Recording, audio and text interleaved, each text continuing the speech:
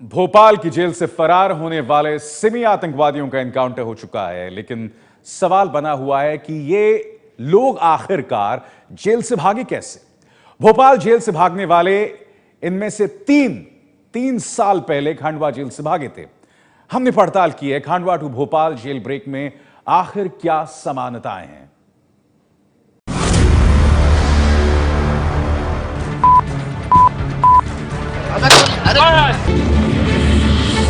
सिमी के 8 आतंकवादी भोपाल की सेंट्रल जेल से कैसे फरार हुए, कैसे उनका एनकाउंटर हुआ, इसको लेकर देश में राजनीतिक बहस चल रही है। एनकाउंटर के सच होने या फर्जी होने के भी सवाल उठ रहे हैं, लेकिन एबीपी न्यूज आज आपको बताने जा रहा है कि भोपाल जेल में जो हुआ वही 3 साल पहले 2013 में खंडवा में भी हुआ था। Khandwa to Bhopal jail break की कई कहानियां एक जैसी हैं। एबीपी न्यूज संवाददाता उमेश कुमावत खंडवा जेल से और एबीपी न्यूज संवाददाता ब्रिजेश राजपूत भोपाल जेल से बताएंगे कि आतंकी 2013 में कैसे भागे थे और कैसे 2016 में यानी परसों रात भागे थे। अगर हम मोडस ऑपरेंडी की बात करें कि यहां से भागने की मोडस ऑपरेंडी और वहां से भागने की मोडस ऑपरेंडी में काफी कुछ समानता है, लगभग सारी कुछ समानता है। यहां से जब वो भागे थे वैसे ही वही मोडस ऑपरेंडी भोपाल में ही भागते वक्त इन लोगों ने अपनाई है। Khandwa to Bhopal jail break, दोनों जेल में सिमी आतंकी। 2013 में खंडवा जेल से भागने वाले सिमी के आतंकी अबू फैजल गुट के सदस्य थे। जून 2011 में एटीएस की कांस्टेबल सीताराम यादव की हत्या के आरोप में इन्हें खंडवा जेल में बंद किया गया था।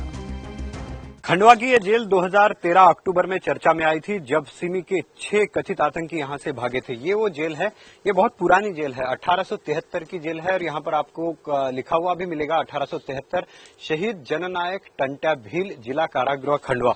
खंडवा की ये जेल उस वक्त सबसे ज्यादा चर्चा में आई थी क्योंकि जो 6 सिमी के कथित आतंकी थे वो यहाँ से भागे थे और उनके साथ एक और आरोपी भी भागा था। भोपाल की सेंट्रल जेल में बंद सिमी के जो 8 आतंकी फरार हुए थे, उनमें से 3 वो थे जो 2013 में खंडवा जेल से भागे थे। Khandwa to Bhopal jail break की समानता के पीछे सिमी के ये 3 आतंकी मास्टरमाइंड थे, जिनको जेल से भागने का पुराना तजुर्बा था।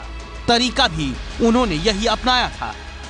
दिवाली की रात में यहाँ से 2 और 3 बजे के बीच में 8 सिमी के वो आतंकी फरार हो गए हैं जिनके बारे में कहा जाता था कि ये बहुत हार्डकोर क्रिमिनल हैं और जिन पर राजद्रोह के मुकदमे चल रहे थे। खंडवा और भोपाल से भागने वाले सिमी के आतंकियों ने जेल की दीवार लांघी थी। भोपाल की जेल की दीवार करीब 35 फीट ऊंची थी, जबकि खंडवा जेल की दीवार 15 फीट से ज्यादा नहीं है। दीवारें देखिए, इस जेल की दीवारें अगर आप देखते हैं तो आपको पता लग जाएगा कि ये अंग्रेजों के जमाने की बनी हुई जेल है। और अगर इसकी दीवारों को हम देखते हैं तो ये दीवारें बहुत ज्यादा ऊंची नहीं है।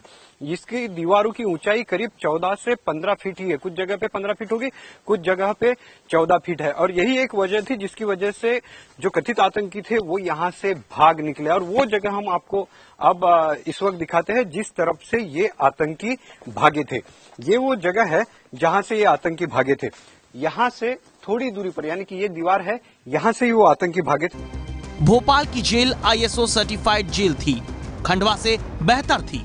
हालांकि दिवाली वाली रात सुरक्षा के नाम पर कुछ भी नहीं था। अभी तक ये रहस्य बना हुआ है कि भोपाल जेल में सिमी के आतंकी अपनी अपनी बैरक से कैसे निकले। सामने आई है तो बस जानकारी कि उन्होंने गेट का ताला खोलने की कोशिश की, लेकिन दीवार की ईंट ही बाहर आ गई। ताला खोलने की जरूरत ही नहीं पड़ी। यही वो दरवाजा है जिससे बताया जा रहा है कि सिमी के जो 8 आतंकी भागे हैं वो इसी दरवाजे से भागे हैं। आप देख सकते हैं कि दरवाजा यहाँ टूटा हुआ है, इसका जो ताला है वो यहाँ लगा हुआ है। सिमी के लोग इस ताले को नहीं तोड़ पाए, जिसके चलते ये ताला यहाँ लगा हुआ है। पीछे जो दीवार है वो जो गुंबद बना हुआ, उस दीवार पर उन्होंने रस्सी लगाई और रस्सी के सहारे वो नीचे उतरे और फिर उसके बाद फिर इस जगह से। खंडवा और भोपाल से भागने वाले सिमी आतंकियों के लिए सबसे बड़ा हथियार साबित हुई चादर। दोनों जेल से आतंकियों ने चादर की ही रस्सी बनाकर निकलने का रास्ता बनाया। तो इनको एक ही बैरक में रखा गया था, सातों के सातों लोगों को एक बैरक में रखा गया था और उन्होंने जैसे जो बाथरूम की खिड़की होती है इस तरह की, उस तरह की खिड़की को उन्होंने तोड़ा और बाहर निकले और उसके बाद तुरंत बाहर ये दीवार थी जो करीब 14 फुट ऊंची है। तो यहाँ पे वो खड़े हो गए और एक के ऊपर एक खड़े हो गए और यहाँ पर उन्होंने चादर का इस्तेमाल किया। देखिए भोपाल में भी अब जब ये आतंकवादी भागे थे तब उन्होंने भी चादर का ही इस्तेमाल किया था और सेम मोडस ऑपरेंडी जो 2013 में इन्होंने अपनाई थी वही मोडस ऑपरेंडी यहाँ पर भी अपनाई। जब एनकाउंटर भोपाल में हुआ है उसमें 3 वही कथित आतंकी शामिल थे जो यहाँ से भागे थे। ये दीवार फांदकर यहाँ पे वो खड़े हुए, इसके बाद इसके ऊपर एक और आतंकी खड़ा हुआ और उन्होंने जो चादर थी वो उस तरफ से डाली और उसके बाद जो है धीरे धीरे सारे के सारे फरार हो गए। 2013 में खंडवा में भागने वाले सिमी आतंकियों का रास्ता 2 पुलिस वालों ने रोका था, लेकिन 7 आतंकियों ने संख्या बल का फायदा उठाकर पुलिस वालों पर हमला कर दिया। उनकी राइफलें छीनी, वायरलेस सेट छीने। लेकिन वहां पर भी उन्होंने एक पुलिस वाले की हत्या की और यहाँ से जब भागे थे, यहाँ से जब इन्होंने दीवार फांदी थी तो दूसरी तरफ इनका भी सामना पुलिस वालों से हुआ था। 2 पुलिस वालों से हुआ था। उनकी राइफलें इन्होंने छीनी, वायरलेस सेट छीना और उसके बाद ये सारे के सारे भागने में कामयाब हो गए। भोपाल की सेंट्रल जेल में दिवाली की छुट्टी के कारण ज्यादातर पुलिस वाले छुट्टी पर थे। रमाशंकर यादव और उनके साथी कांस्टेबल ने 8 सिमी आतंकियों का रास्ता रोका था। रमाशंकर यादव का गला काट दिया आतंकियों ने और दूसरे कांस्टेबल के हाथ पैर बांध दिए थे। जाने से पहले इन सभी ये जो आतंकी थे इन्होंने यहाँ जो प्रधान आरक्षक है रमाशंकर यादव उसकी चाकू से गला रेत कर हत्या की और उसके बाद यहाँ से फरार हो गए। खंडवा के सिमी आतंकियों ने जेल से भागने के बाद देश में खूब कोहराम मचाया।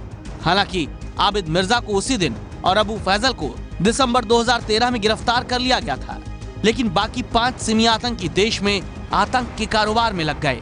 1 फरवरी 2014 को तेलंगाना के चोपादांडी की SBI ब्रांच में 46 लाख की लूट की थी। ब्रांच के CCTV वीडियो से ही खुलासा हुआ था कि लुटेरे सिमी के आतंकी थे।